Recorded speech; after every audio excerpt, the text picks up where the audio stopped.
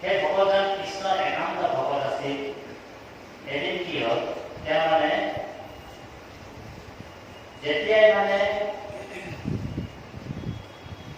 অন্ন খাই বা ৰুটি খাই কিবা খাই ভগৱানক অৰ্পণ নকৰাকৈ তেওঁ অন্নটো গ্ৰহণ নকৰে।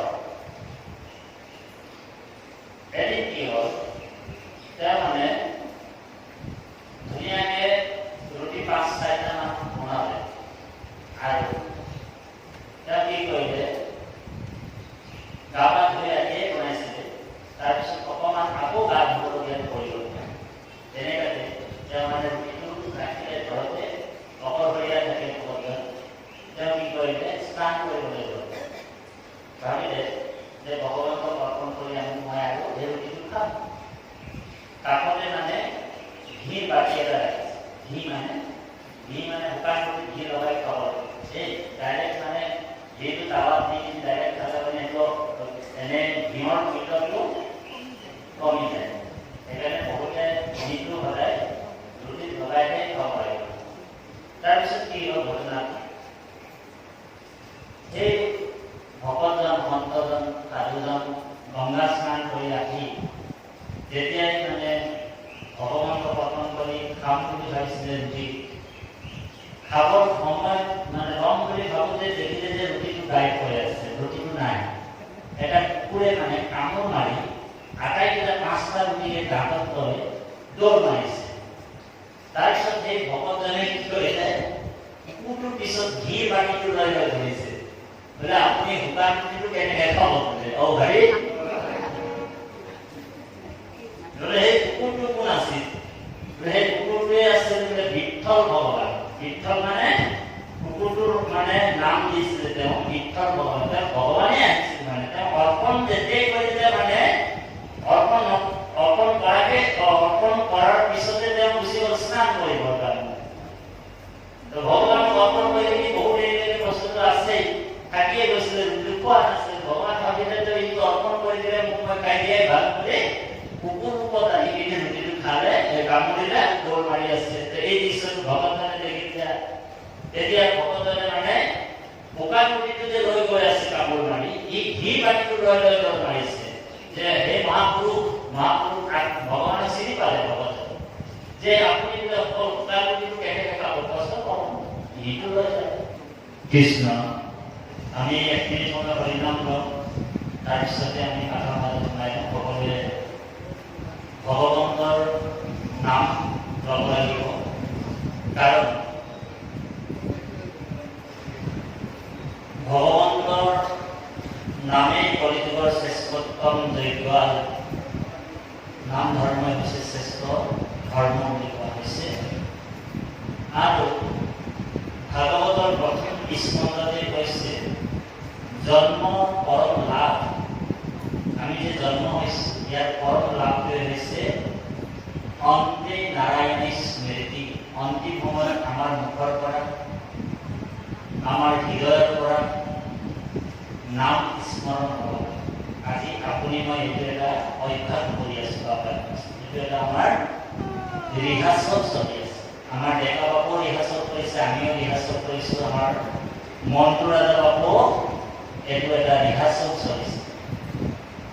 অখৰা বুলি কয়, যেনেকৈ ভাওনা আমাৰ উজনি ফালে প্ৰায় ভাওনা হয়। ভাওনাত যেনেকৈ অখৰা হয়, অখৰা আকৌ 2 প্ৰকাৰৰ হয়। এটা বচন বুলি কৈছে, এটা মোচন বুলি কৈছে। ইয়াত যদি আমি সন্ত মহন্তৰ লগত সুন্দৰভাৱে বহি যদি আনন্দ মনেৰে যদি বচন আৰু মোচন ভাবি ঈশ্বৰৰ নামটো নলওঁ, তেনেহ'লে অন্তিম সময়ত যিদিনাখন আমি ভাও দিম সেইদিনাখন আমাৰ খেলিমেলি হৈ যাব। খেলিমেলি হ'ব। এই অন্তিম দিনাখন আমাৰ মুখৰ পৰা ৰাম নাম কৃষ্ণ নাম ওলাব লাগিব। এতিয়া আপোনালোক আমি ভাবিছোঁ জন্মৰ পৰম লাভটো কি? কোনোবাই ভাবিছে ভাল গাড়ী এখন হৈ যাব, 10 লাখ টকীয়া গাড়ী এখন পাই যোৱাটোৱে জন্মৰ পৰম লাভ বুলি ভাবিছে। সেইটো মিছা কথা, সেইটো জন্মৰ পৰম লাভ নহয়। কোনোবাই ভাবিছে 2 মহল বিল্ডিং এটা হৈ যোৱা, RCC বিল্ডিং এটা ভাল 2 মহল বিল্ডিং এটা হৈ যোৱাটোৱে জন্মৰ পৰম লাভ বুলি ভাবিছে। সেইটোও মিছা কথা। আৰু কোনোবা ভাবিছে ভাল চাকৰি এটা হৈ যোৱাটোৱে জন্মৰ পৰম লাভ বুলি ভাবিছে। কিন্তু ভাগৱতে কৈছে জন্ম লাভ হও পৰম পুংসা অন্তে নাৰায়ণ স্মৃতি। অন্তিম সময়ত আমাৰ ৰাম নাম কৃষ্ণ নাম যেনেকে অজামিলে অন্তিম সময়ত ঈশ্বৰৰ নাম লৈ কৰি গ'ল। অন্তিম সময়ত কি বুলি ক'লে বাৰু? নাৰায়ণ বুলি ক'লে। নাই বাৰু? যিটো পাপী অজামিলে অন্তিম সময়ত পুতেকৰ নাম ল'লে নাৰায়ণ বুলি।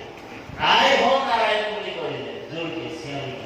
সেই নামৰ অভ্যাসটো আমি আজি অভ্যাস কৰি আছো নাৰায়ণ নাম। অজামিলৰ কথাটো আমি নামঘৰৰ পিছত কম বাৰু আপোনালোকৰ মাজত। তাৰ আগে আমি একাকি আপোনালোকৰ মাজত নাম দিম, সকলোৱে সহযোগ কৰিব। য়ে ৰাম কৃষ্ণ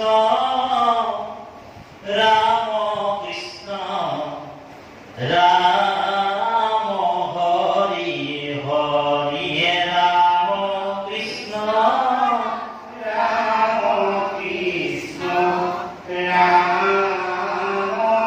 হৰি হৰি। হে ৰাম কৃষ্ণ ৰাম কৃষ্ণ ৰাম হৰি হৰি। ৰাম কৃষ্ণ ৰাম কৃষ্ণ ৰাম হৰি হৰি। ৰাম তেৰ বহু অভিৰাম ৰাম ৰাম ৰাম।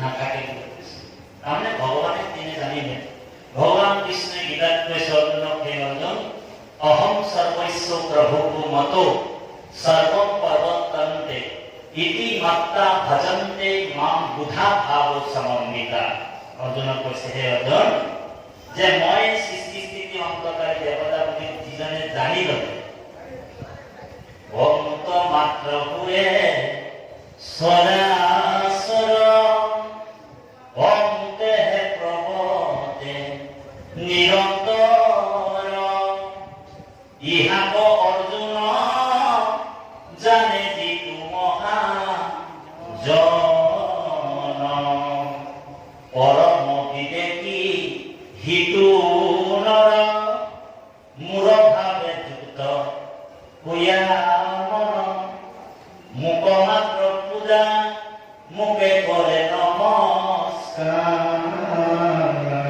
তাৰমানে যিজন মোক মানে জানি ললে যে মোৰ দ্বাৰাই শ্ৰৱণ সৃষ্টি স্থিতি অন্ত হয় মুখ মাত্ৰ হুয়ে সৰাসৰ মুখে প্ৰভতে নিৰন্তৰে ইহাকে অৰ্জুন জানে যিটো নৰ পৰম বিবেকী হিতু নৰ বুলি কৈছে মূৰ ভাৱে যুক্ত হুয়া মুখ মাত্ৰ কৰে শ্ৰৱণ কৰি কীৰ্তন মোক শ্ৰৱণ কীৰ্তন নিৰন্তৰে সেইজনে কৰে স্যাৰ আপোনালোকে এই বিবেকী আপোনালোকৰ বিবেক তাৰমানে চিত্ত ভগৱন্তৰ চৰণত অৰ্পণ কৰিব এই চিত্ত হৃদয় এই হৃদয়টোকে চিত্ত বুলি কৈছে হৃদয় দ্ৰৱীভূত হৈ যাব লাগিব লিকুইড ফৰ্মত আহিব লাগিব ঈশ্বৰৰ নাম লওঁতে ভগৱন্তৰ ভক্তি কৰিবলৈ যাওঁতে আমাৰ আৰু ঈশ্বৰৰ কথা শ্ৰৱণ কৰোঁতে আমাৰ হৃদয়টো গদগদ হৈ গ'ল গদগদ মানে লিকুইড ফৰ্মত আহি যাব লাগিব সেইকাৰণে বাহিৰে ভিতৰে উচ্চ কণ্ঠে এবাৰ ৰাম বুলি ক'ব দেই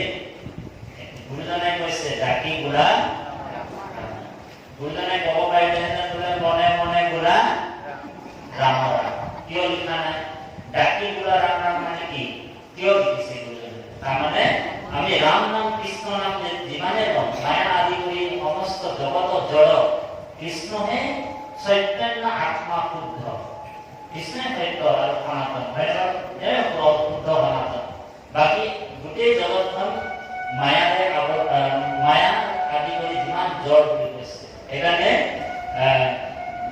প্ৰাৰ্থনাত আপোনালোক আমি কওঁ নহয় আমি যিমানে উচ্চ কণ্ঠেৰে ঈশ্বৰৰ নাম লওঁ ভগৱন্তৰ নাম লওঁ লাজো এৰি আমি ঈশ্বৰৰ নাম কোনোবা যদি আমাক আই এগৰাকীক কোনোবা পাই গ'ল ৰাস্তা ঘাটত আপোনালোক ক'ব কৃষ্ণ আই এনেকে ক'ব আৰু যদি বোলে সত্ৰত ইমান দিন আহি ধৰি লওক হয় নহয় আমাৰ পৰীক্ষাটো তাতে হয় যদি বজাৰত আইগৰাকীক পাই গ'ল কৃষ্ণ আই বুলি ক'লে আইগৰাকী ইজনী আইগৰাকী তেতিয়া গম পাই যাব আৰু সত্ৰত এনেই গৈ আছে এগৰাকী বুজি পাইছে সেইকাৰণে উচ্চ কণ্ঠেৰে তিনিবাৰ কৃষ্ণ ক'ব কৃষ্ণ কি অকণমানৰ এই আৱাজে নাই ওলাইছে কৃষ্ণ নাম উচ্চ কণ্ঠেৰে ল'ব কৈছে ৰাম নাম উচ্চ কণ্ঠেৰে ল'ব কৈছে তাতো এটি গাঁৱৰ গীত ভগৱন্ত কৃষ্ণই নিজেই কৈছে মোৰ গুণ গায়া কৰি নিত্য গীত নাহি তাৰ হয় হয়না কৃত তেওঁ কৃত হয় এজন কৃত হয় বাৰু গতিকে উচ্চ কণ্ঠেৰে ক'ব কৃষ্ণ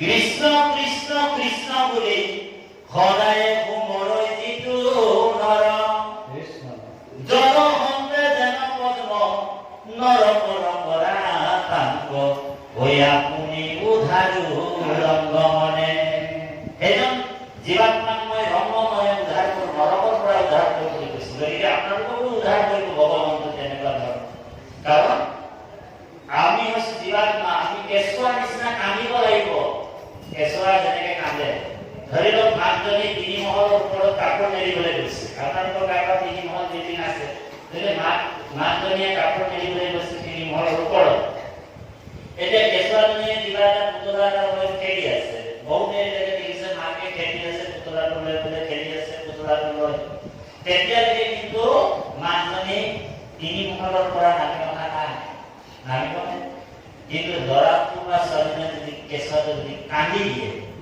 লগে লগে মাক কাপোৰ মেলা বন্ধ কৰি দৌৰি আহিব। গতিকে ভগৱন্তৰ কাৰণে আপুনি মই কান্দিব লাগিব। এনেই নহয় বাবাই সমস্ত ভক্তিটো বাগদগদা দেৱতে সতীত বাস্তৱাৰী পৰিপূৰ্ণ লোচনম চকু পানী আহিব লাগিব। অন্তৰৰ পৰা হৃদয়ৰ পৰা আমি কান্দিব লাগিব ভগৱন্তক পাবলৈ হ'লে। গতিকে পৰমাত্মা কৈছে গোপীসকলে যেনেকে কৌতীৰ্ণ বিৰাট কৃষ্ণকে দেখিছিলে, কিন্তু আমি অকলৰে নামঘৰত আহিলো, নামঘৰতে মানুহবিলাকক কৃষ্ণ কৃষ্ণ কৰো, বাকীবিলাক বোলে কুকুৰ এটা বা গৰু এটা যদি আমাৰ ঘৰলৈ সোমাই যায় কেনেবাকে একদম লাঠি এটা দৌৰ মাৰিব মাৰিবৰ কাৰণে, এনেকে হ'লে আৰু কি হ'লে দেই হবে জানো? কিবা একো হোৱাৰ নাই। কাৰণ কুকুৰৰ চিগাল বজাৰ কৰো আত্মৰাম জানিয়া হবাক কৰি সেই আত্মৰাম আমি হ'ব লাগিব। কাৰণ প্ৰেম ভাৱ ভক্তিৰে যিজনে ভগৱন্তক ভাবে, ভগৱন্তক কৈছে সেইজন মোৰ পৰম প্ৰিয় ভকত বুলি কৈছে, হয় বাৰু? আৰু সেইজন ভগৱন্তক মই ব্ৰহ্মা বড় হৰায়া তোৰ লক্ষ্মী প্ৰিয় দয়া পৰম সুন্দৰ দেখাই ইটো মোৰ দয়া, তাতোতকৈ মোৰ প্ৰিয় সুন্দৰ নহয় যে ভকতনে হৈ যায়, হয় বাৰু? গতিকে সেই কীৰ্তনতকৈ মই কিন্তু ভকতকে বেছি ভাল পাওঁ। কাৰণ মই বিনে ভকতে নিশ্চিন্তে কিছু আন, ময়ো ভকতৰ বিনে নজানো আৰু, ভকত সমান ভক্তি মোৰ আছে কোন, মই মহা ভকতৰ গুৰু আছে পাছ। এতিয়া আমি মহা ভকত হ'বলৈ যাব লাগিব, যত্ন কৰিব লাগিব। আমি এতিয়া ভকত হ'বলৈ চেষ্টা কৰা নাই, ভকত হ'বলৈ পৰা নাই, তেনেহ'লে মহা ভকত কেনেকৈ হ'ব? ভগৱানে কৈছে কোনোবা যদি বৈৰীভাৱেও মোক চিন্তা কৰে তেওঁকো কিন্তু মই গতি দিম, কিন্তু বৈৰীভাৱে যিজনে ভক্তি কৰিছে তেওঁ ভক্তিৰ যিটো ৰস, ভক্তিৰ যিটো আনন্দ ৰসটো তেওঁ নাপায়। বৈৰীভাৱে মোক চিন্তা কৰিলে বাছ তেওঁ খালি পোৱা আদিত্য কিবা এটা পৰম পদ দি কিনে মই বৈকুণ্ঠলৈ লৈ যাওঁ। কিন্তু প্ৰেমভাৱে যিসকলে ভক্তি কৰি ভগৱন্তক ভজিছে সেইসকল যিটো আনন্দ পাব, বৈৰীভাৱে যিসকল ভক্তি কৰে সেই আনন্দটো কিন্তু নাপায়। গতিকে আপোনালোক প্ৰেমভাৱে ঈশ্বৰ ভজি আছে। যেনেকৈ অজামিল নামৰ এজন মহাপাপী আছিল, আপোনালোক জানে, ষষ্ঠ স্কন্ধত তেওঁ অন্তৰ নাম ল'লে। প্ৰথমে তেওঁ নাৰায়ণ নামটো ল'লে। নাৰায়ণ নামৰ প্ৰথমে তেওঁ পাপী জীৱ হয়, প্ৰথমে তেওঁ ভকত আছিল, ব্ৰাহ্মণ আছিল। তেওঁৰ পুত্ৰ পৰিবাৰ লৈ ঈশ্বৰৰ উপাসনা কৰি তেওঁ ভক্তি কৰি তেওঁ সুন্দৰভাৱে তেওঁ গৃহাশ্ৰম ধৰ্ম পালন কৰি আছে। অকস্মাতে এদিন হাবিলে গ'ল পিতৃৰ আজ্ঞা পালন কৰি, আৰু হাবিত থকা দ্ৰব্য বস্তু আনিবলৈ যাওঁতে এজনী বেশ্যাৰ তেওঁৰ চকুত পৰিল, আৰু বেশ্যাজনীৰ প্ৰতি তেওঁ প্ৰেম হৈ গ'ল। নামটো আছিলে খিচিৰি বেশ্যা। নামটো কি আছে? খিচিৰি বেশ্যা। নাম খিচিৰি মানে বুজি পাইছেনে? দাল ভাত আলু চব্জি চব একেলগে মিক্স কৰি গৌহাৰী খিচিৰি, আৰু তেওঁৰ কোনো মানে সংস্কাৰী নহয়, বুজি পাইছে? আমাৰ নিচিনা সিদ্ধ নহয়। সিদ্ধটো বুজি পাইছে, তাত জ্বলা নাথাকিব, নিমখ নাথাকিব, টেঙা নাথাকিব, সেইটো সিদ্ধ বুলিব। সেইটো অমৃত নিচিনা তাৰমানে কাম কৰো ৰূপ মোৰ ভাৱ এইবিলাক ৰহিত যিটো সেইটো সিদ্ধ কৰিব। সেইকাৰণে ভকতে সিদ্ধই খাব লাগিব। খিচিৰি কোনে খায়? খিচিৰি যিহেতু কামনা বাসনাত ব্যস্ত হৈ থাকে, আৰু পূজাবিলাককে খিচিৰি দিয়ে। অ ভাই চাব, আমাৰ ভকতে কিন্তু প্ৰায় খিচিৰি কাৰণে সময় যাক নাই, সময় নাই। গতিকে বাৰু যাৰ দিনত খাদ্যৰ আমাৰ ব্যৱহাৰ, আমি খাদ্যৰো অকণমান চিন্তা কৰিব লাগিব। আহাৰ শুদ্ধই সতশুদ্ধি ধ্ৰুৱা স্মৃতি, সাত্বিক আহাৰ খাব লাগিব কৈছে। তেতিয়া সাত্বিক জ্ঞান হ'ব, সাত্বিক ভক্তি হ'ব, হয় নাই? বিচাৰ বুদ্ধিবিলাক সাত্বিক হ'ব। আজি মাছ খালো, কালি মাংস খালো, পৰহি বোলে ডিম খালো, অপৰ বোলে ভাৰি খাই আছো। আৰু এইফালে ভগৱন্তৰো ভক্তি কৰি আছো, একবাৰে বেংক বেলেঞ্চ হৈছে, আৰু একবাৰে ওলাই গৈ আছে। ভাৰি জমা নাছিল। যিমানে হৰি নাম লওক, একবাৰে আপুনি জমা কৰিছে ভগৱান, একবাৰে মাছে মাংস জবাবকেইটা খাই আছে। তো অকুল সকলেহে এইবিলাক খাদ্য, আমাৰ ভকতৰ নহয়। যদি সাধনাত আছে, ৰাতিপুৱাতে আকৌ আপোনালোকৰ সংস্থাপন কৰিবলৈ অহা নাই যিখিনি আপোনালোক ভাৰি আপোনালোক খাই থব আপত্তি, কিন্তু যোনে সাধন কৰিব বিচাৰিছে, যিজনে ঈশ্বৰক লাভ কৰিব বিচাৰিছে। যেনেকৈ ধ্ৰুৱই প্ৰথমে শুকান পাত খাই আছিল, তাৰপিছত অলপ দিনৰ পিছত বায়ু বহিকৰণ কৰিছে, হয়নে? 1 মাহতে 3 মাহতে দৌৰি আহিলে বৈকুণ্ঠৰ পৰা ভগৱান আহিল নাই? ভগৱন্তই কৈছে মোৰ ভকতৰ কাৰণে মই দৌৰি আহিম। নাহম তৃষ্ণামি বৈকুণ্ঠে যোগিনাম হৃদয় নাচ মদ্ভক্ত যত্ৰ গাৱন্তি তত্ৰ তৃষ্ণামি নাৰদ। হে নাৰদ কৈছে, হে নাৰদ, মই বৈকুণ্ঠত নাথাকোঁ, যোগী দিয়া এই যোগীজন মোক অলপ দেৰি কাৰণে ধ্যানৰ বলত তেওঁ হৃদয়ত মই সোমাই লওঁ। সেই যোগী হৃদয় মই ত্যাগ কৰি দিওঁ। কাৰ কাৰণে কৰি দিওঁ? আপোনালোকৰ কাৰণে কৰি দিওঁ। অ হৰি ভগৱতৰ কাৰণে। ইমান ভগৱতক আপোনালোকক ইমান ভগৱানে ভাল পায়, আপোনালোক ভাবক নেকি? গতিকে এই অজামিল পুত্ৰৰ কাৰণে খিচি বেচাৰ ঔৰসৰ পৰা 9জন ল'ৰা জন্ম। 9জন ল'ৰাৰ নাম ৰাখিছিল কি কি জানেনে? খটাসুৰ, বকাসুৰ, কলমাসুৰ, অকল অসুৰে ৰাখি দিলে। এতিয়া একেবাৰে 10 নম্বৰ গৰ্ভৱতী হৈ গ'ল খিচি বেচা। 10 নম্বৰ ল'ৰাটোৰ নাম কি ৰাখিলে? নাৰায়ণ। কোনে বুদ্ধি দিলে?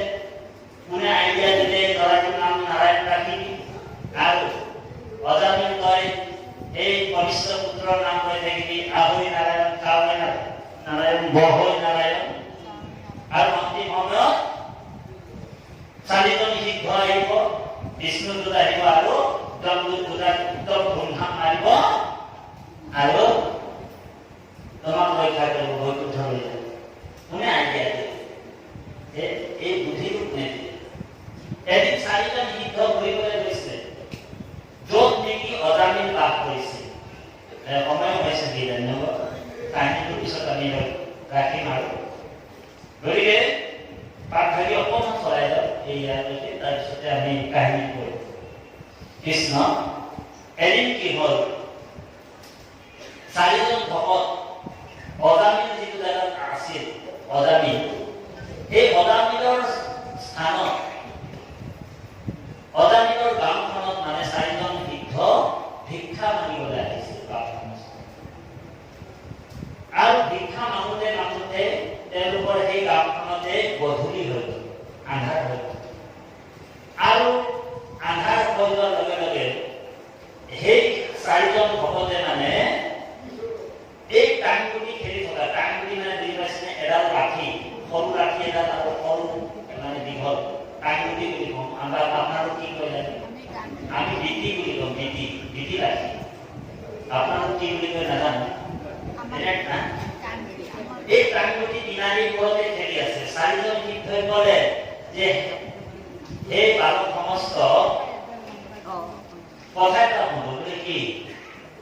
বোলে কথাটো এইটোৱে, তোমালোকৰ এই গাঁওখনত কোনোবা ভকত মানুহ আছে নেকি যে আজি ৰাতিটো আমি 4জন ভকতে তেওঁলোকৰ ঘৰত থাকিবলৈ যত্ন কৰিম, কাৰণ আন্ধাৰ হৈ গ'ল আৰু আমি উভতি নাযাওঁ বুলি কয়। তেতিয়া সেই ল'ৰা ছোৱালীবিলাক বুদ্ধি কৰি কৈ দিলে যে আমাৰ গাঁৱত এজন পৰম ভকত আছে, সেইজন হৈছে অজামিল। সেই সময়ত কিন্তু অজামিল ভকত হৈ থকা নাছিল, অজামিল দুৰ্ভোগ ডকাইত হৈছে। বুজি পাইছেনে? ৰাতি দিনে 12টা-1টা বজাত তেওঁ ঘৰত উভতি আহে, কাৰণ 9জন মানে ল'ৰা ছোৱালীক পোহপালন দিব লাগে।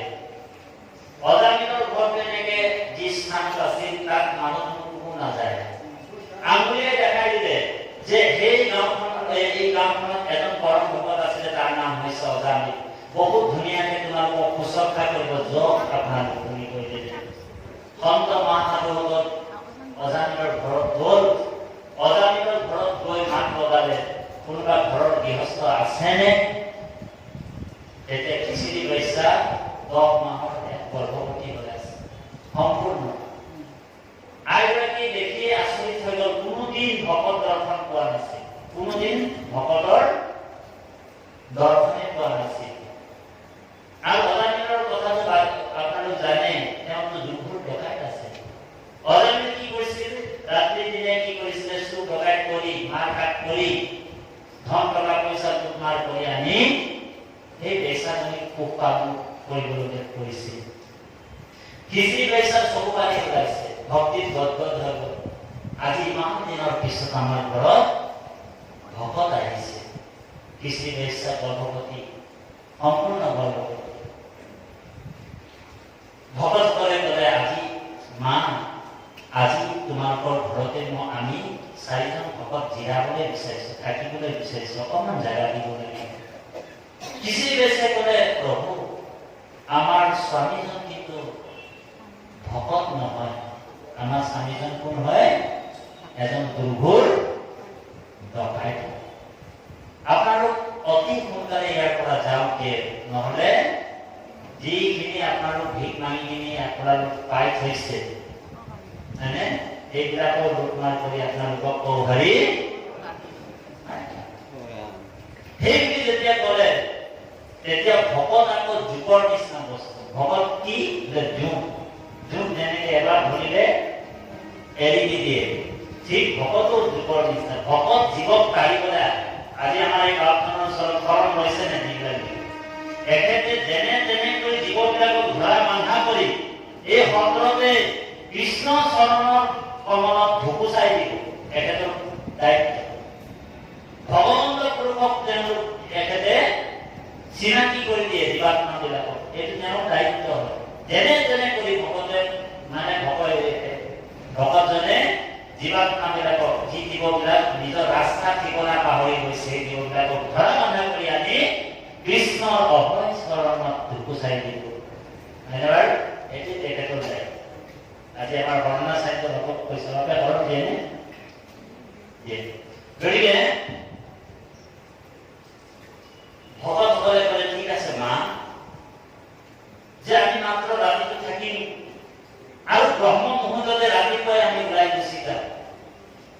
কাৰণ খিচিৰি বেচাই গৰ্ভৱতী হৈছিলে, আৰু গৰ্ভৱতী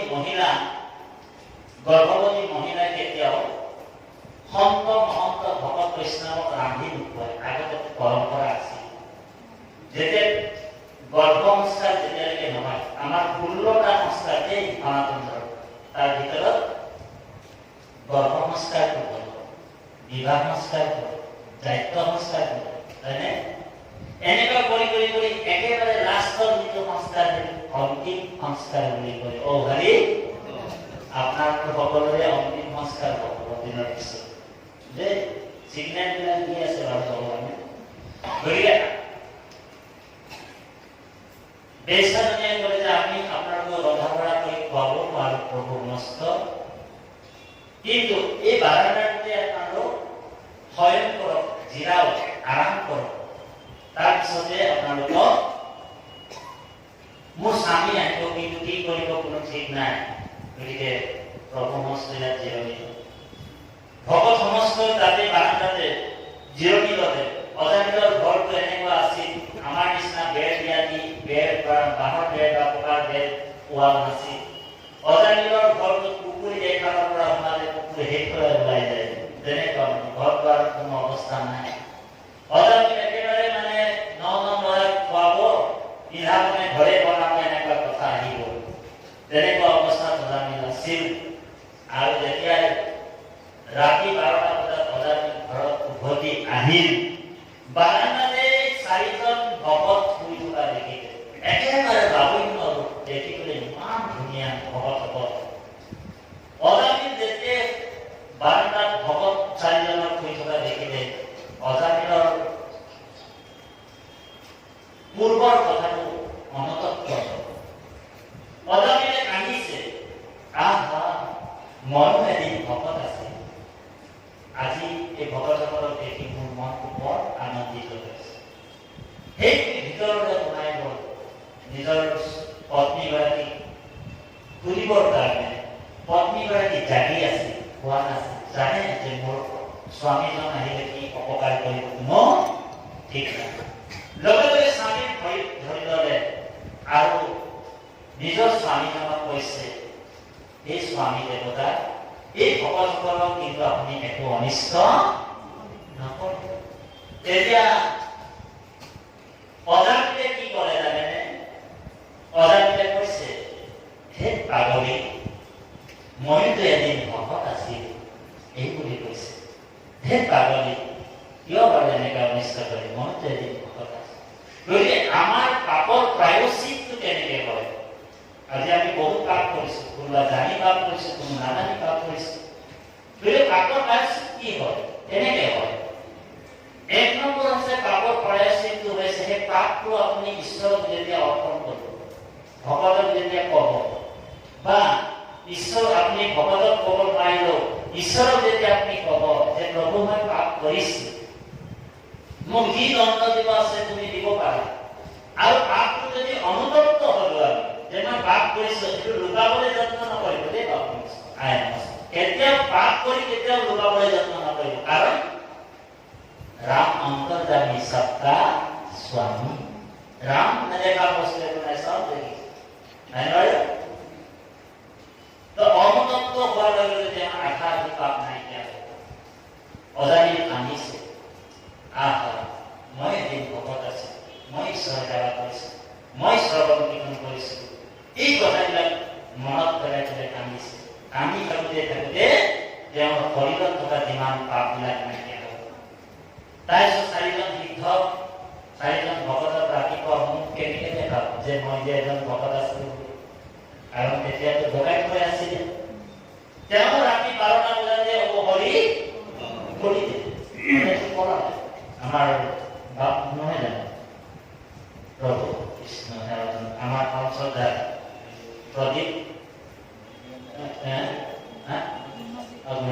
কৃষ্ণ ধন্যবাদ দুজনকে আমি সেৱা জনাইছো। গতিকে অজামিত ভকতক মোক কেনেকে দেখাব? অজামিত সেই ৰাতিতে পঢ়াই দিব, বুজি পাইছে? কিন্তু ভকত জগতৰ হিত কৰে, জগতৰ উপকাৰ কৰে।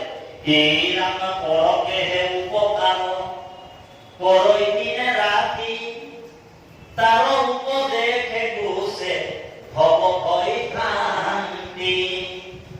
হৰিতক নাহি ৰহে হৰিয়ে ভিন্ন, জানিবা মুনি এহি ভকতৰ চিহ্ন। ভকতে ভগৱন্তক খন্তেক সময়ৰ কাৰণে ত্যাগ নকৰে, পাহৰি নাযায়। হৰিতক নাহি ৰহে হৰি এৰি ভিন্ন, জানিবা মুনি এহি ভকতৰ চিহ্ন। গতিকে অজামিতটো পলাই গ'ল আৰু সেই চাৰিজন হিত ব্ৰহ্ম মুহূৰ্তত উঠিলে, গা পা ধুলে, স্নান কৰিলে, খিস্তি বেচাক মাত লগালে, মা খিস্তি বেচাক আহে কৈ চাৰি সিদ্ধ কৰে আপোনালোকক আমি এটুকুৰা খোৱাবলৈ মোৰ শক্তি নহয়। গতিকে পৰতে প্ৰাৰ্থনা জনাইছো, স্তুতি জনাইছো। এই ভকত সমস্ত ভকত যেতিয়া ৰুষ্ট হ'ব, ভগৱান আপোনাৰ প্ৰতি ৰুষ্ট হ'ব।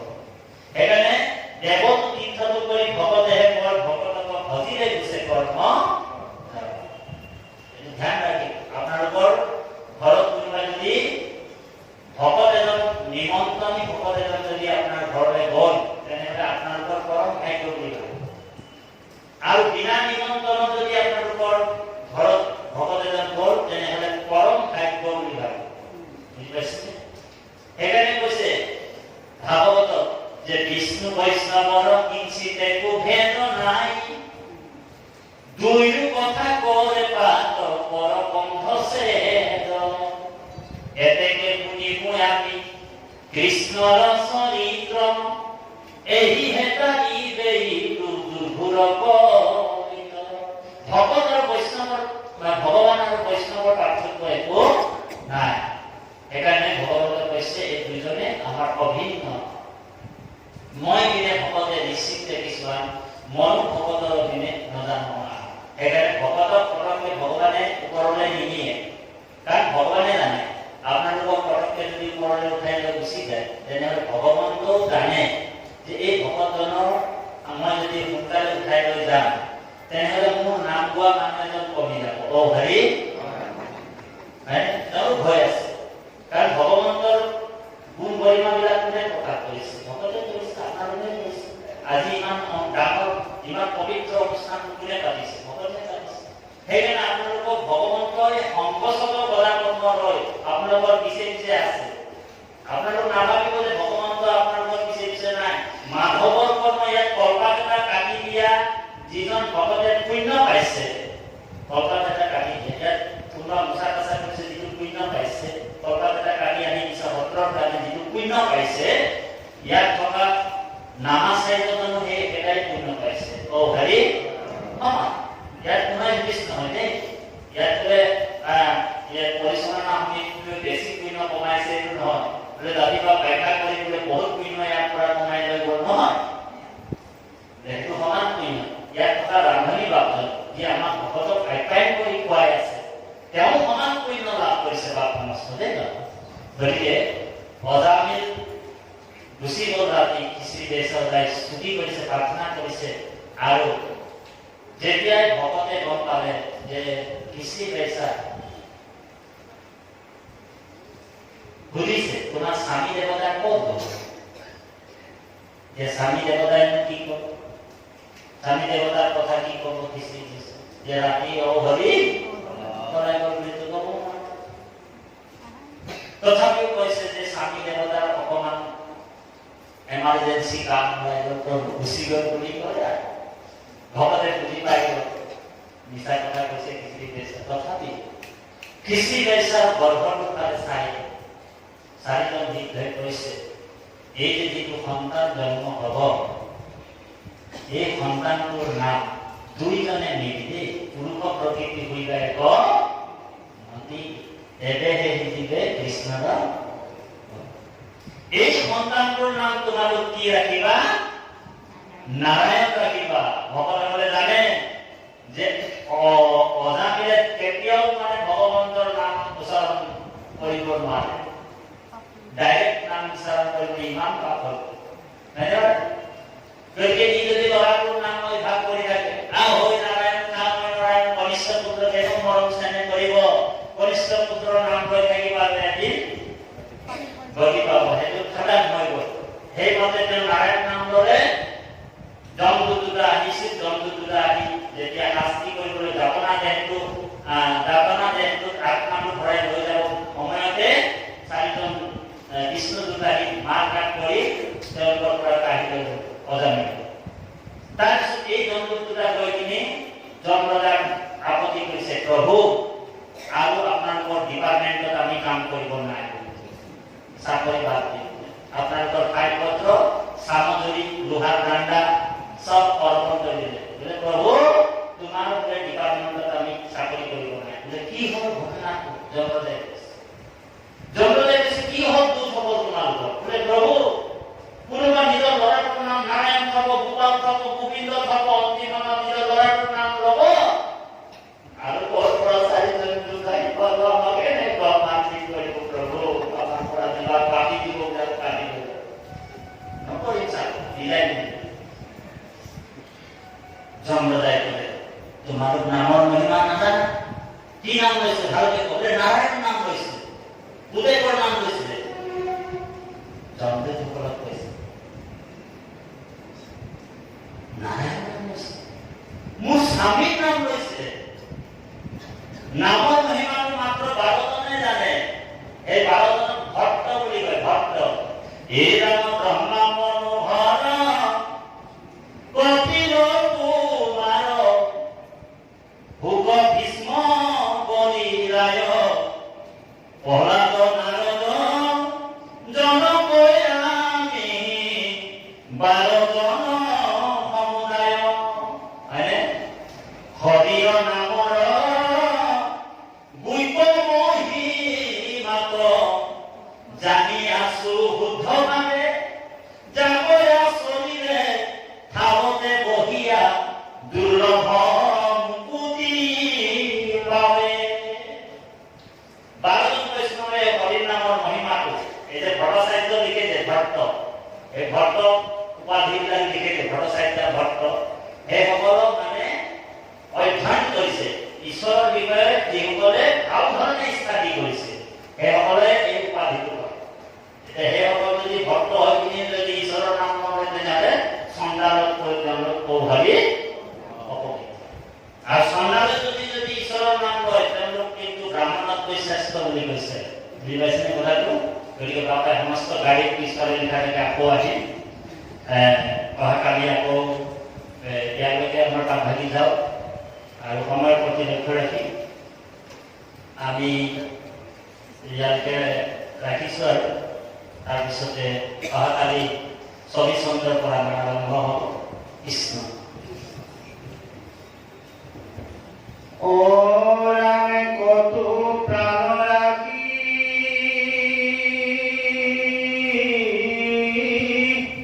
পলায় না নিপতি পায়া মহাপরা ভব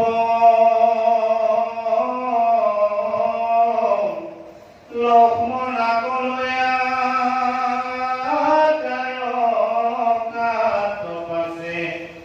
ও প্রবেশ ভৈরা মাধব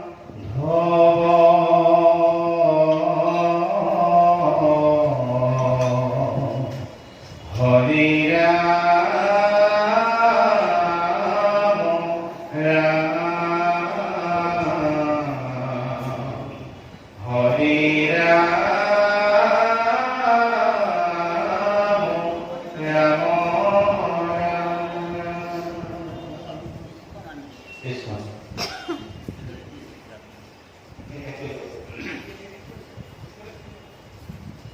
ওরামে পাশে মধ্যমাজ দ্বারকা যাই কৃষ্ণক দিলা বিবাহ লক্ষ্মণাক দেখি সকল নগরী অমিলিল রঙ্গ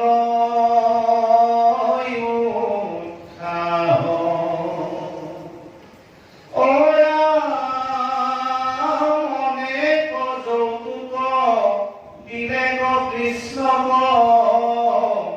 কহিবে কথা কোনে এই মতে কৃষ্ণ লক্ষ্মণ কবিহা কলিলন্তরঙ্গ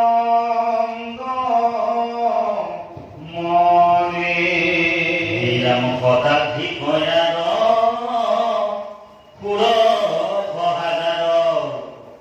যুৱতী আতি সুন্দৰী নৰকক মাৰি দ্বাৰকাক আনি কৰিলা বিহা মুৰাৰী হৰি ৰাম ৰাম ৰাম হৰি ৰাম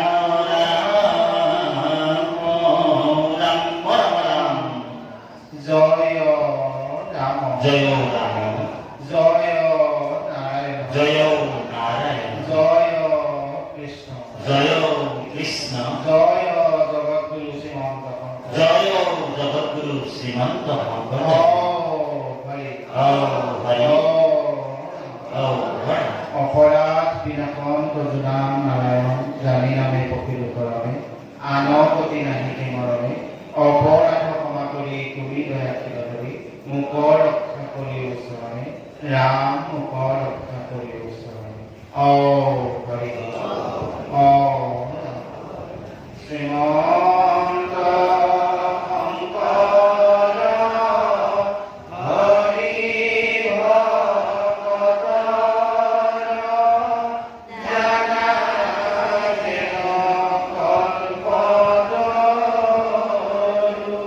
জানা তাহান্ত গিৰাই নাই নাই নাই আমাৰ পৰম ৰাম তাহান্ত গিৰাই নাই নাই নাই আমাৰ পৰম কৃষ্ণ কৃষ্ণ